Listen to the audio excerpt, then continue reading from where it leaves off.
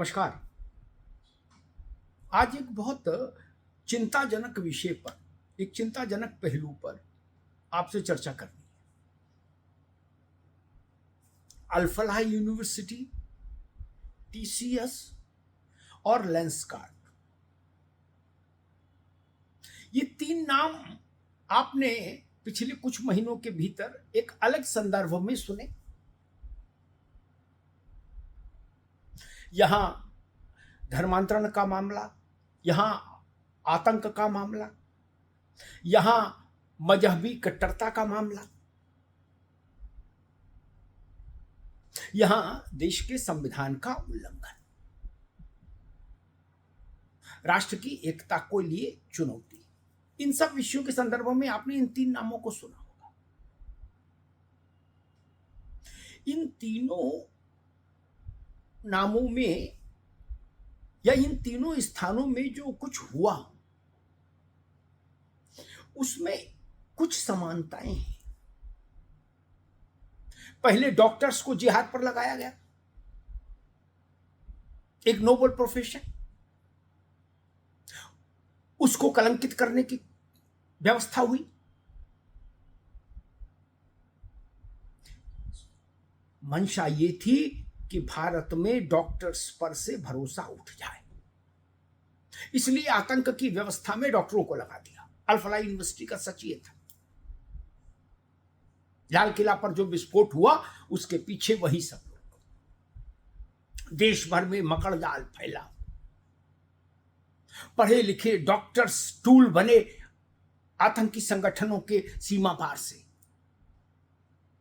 भारत में अस्थिरता पैदा करने के लिए विदेशी धन आया, मुस्लिम कट्टरता फैलाने के लिए विदेशों से फंडिंग आई। फिर अल-फलाह का अध्याय समाप्त हुआ, उस पर सख्ती हुई तो टीसीएस की कारस्तानी सामने आ गई।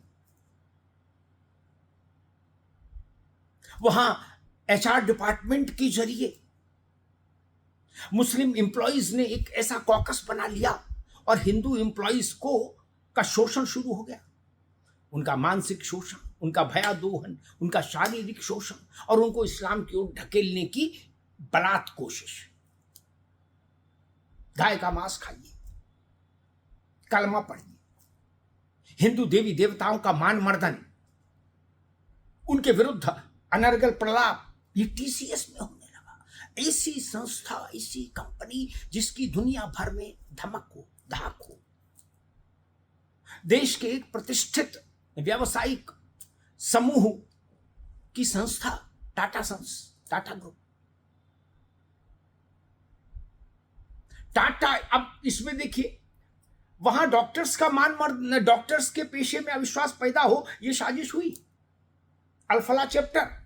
अब टीसीएस चैप्टर में देखिए कि कोशिश ये हुई कि भारत के एक सबसे बड़े और विश्वसनीय व्यावसायिक ब्रांड टाटा को खराब कर दो।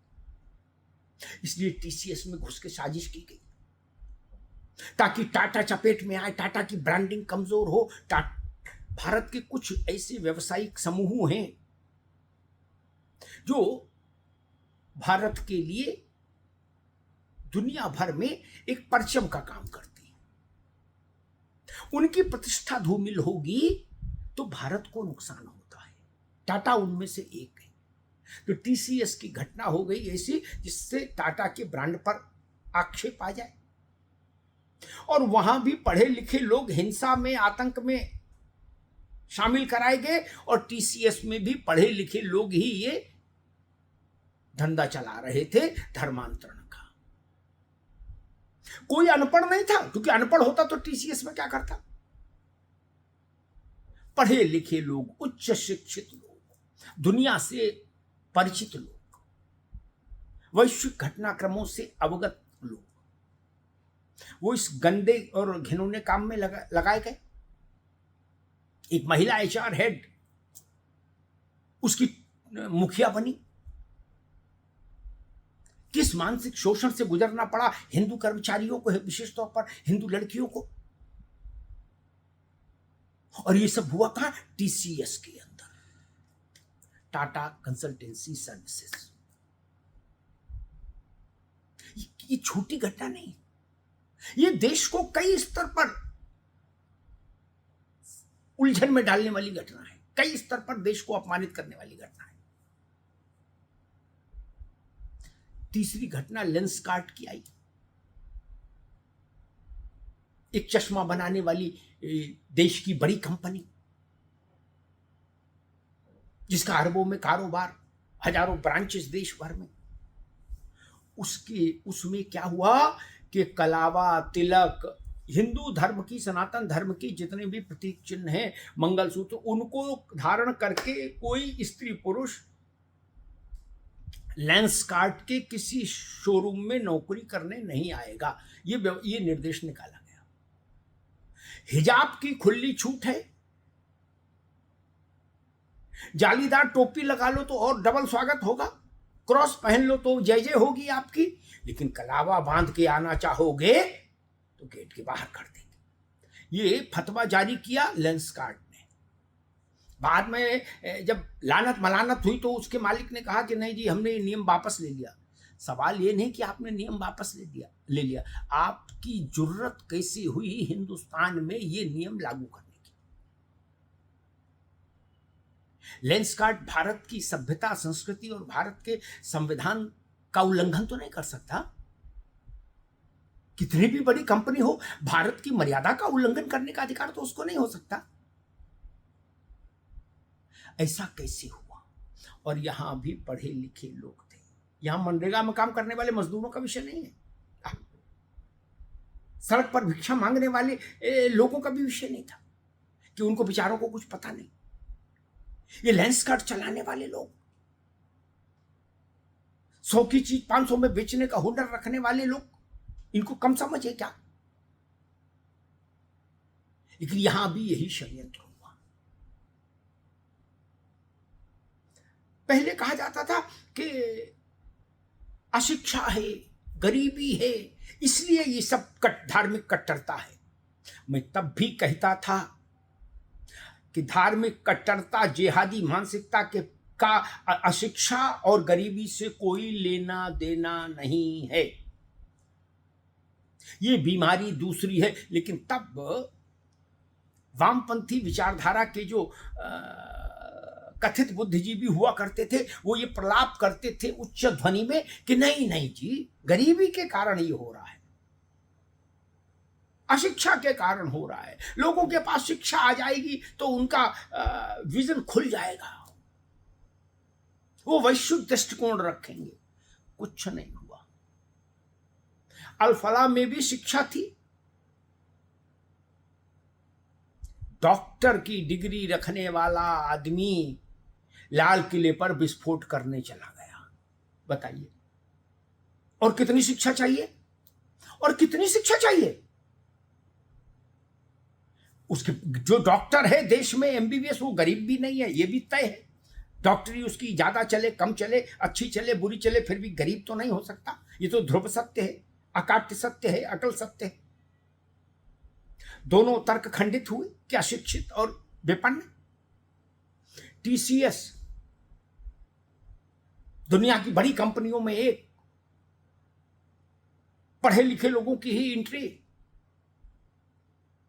सोचिए, वहां की का भंडाफोड़ करने के लिए नागपुर की पुलिस को 1 महीने हाउसकीपिंग का काम करना पड़ा गुपचुप वहां, ताकि वहां अंदर का क्या खेल है उसको समझ पाए, उसको उजागर कर पाए, साक्ष्य जुटा पाए। किस ढंग से एक मजहबी कट्टरता की अंधी सुरंग टीसीएस के अंदर, टीसीएस के उस ऑफिस के अंदर काम कर रही थी। पढ़े लिखे लोग, एचआर है, दूसरे लोग, वो सारे लोग जो कंसल्टेंसी कंपनी में आए, वो सब पढ़े लिखे लोग हैं और सबके पास एक सम्मानजनक आय भी है। तो ना वो गरीब है ना शिक्षित है। वहां भी यही खेल हुआ। महिला का शोषण, मानसिक शारीरिक दोहन, धर्मांधता और इस्लाम में की ओर ढकेलने की कोशिश। लेंसकार्ट, ये भी पढ़े लिखे लोगों का काम है। गरीब तो वहां चश्मा बनवाने भी नहीं जाता, महंगी दुकान है। गरीब तो फिर दूसरी दुकानों से चश्मा ले सकता बेचारा, 100-200 रुपए का, 2-4-5 हजार रुपए का चश्मा तो भारत का गरीब नहीं ले सकता। कंपनी चलाने वाले सुशिक्षित, ना गरीब ना अशिक्षित, वहां भी। इसलिए मैंने कहा इस टीसीएस, लेंसकार्ट और अल्फला, इन तीनों के बीच के में तार जुड़ते हैं, डिजाइन एक सी है। अब आतंक के चेहरे वो लोग नहीं बन रहे जो गरीब हैं, अशिक्षित हैं।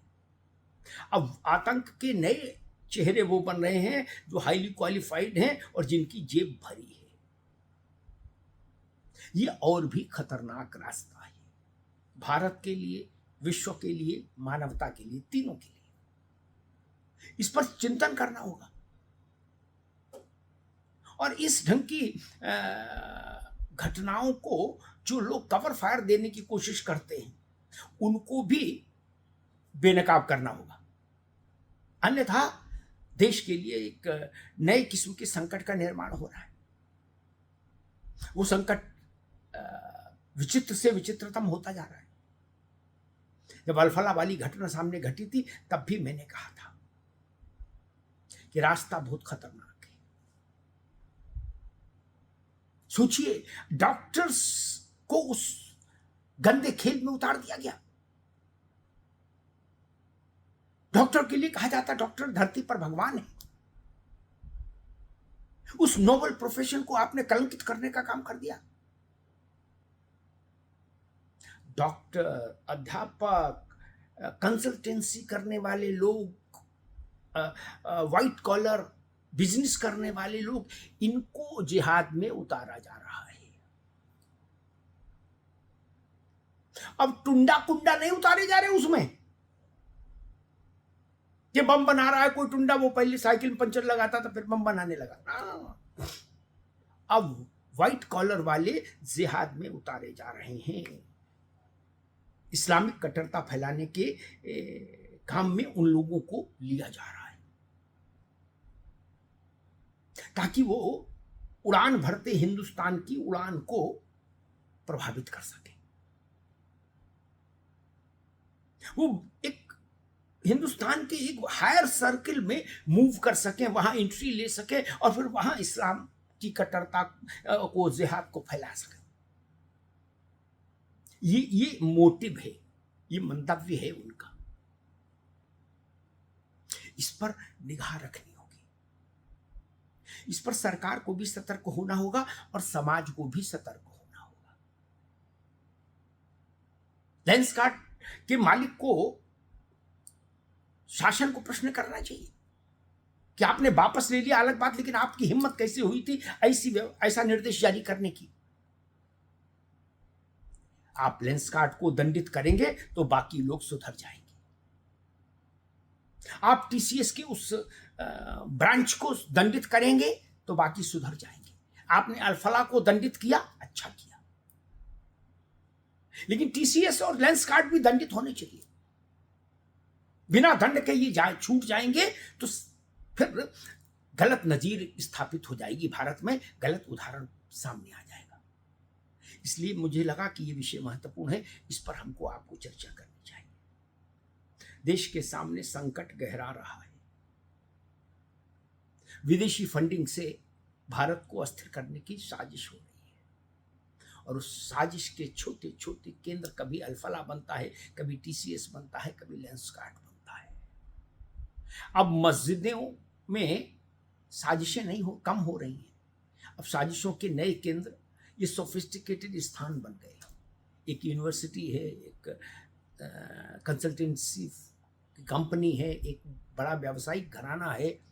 अब वो काम कर रहे हैं जो काम पहले कभी किसी गरीब बस्ती की अंधेरी गली में होता था, अब वहां खुल्लम खुल्ला हो रहा है, एक साथ हो रहा है।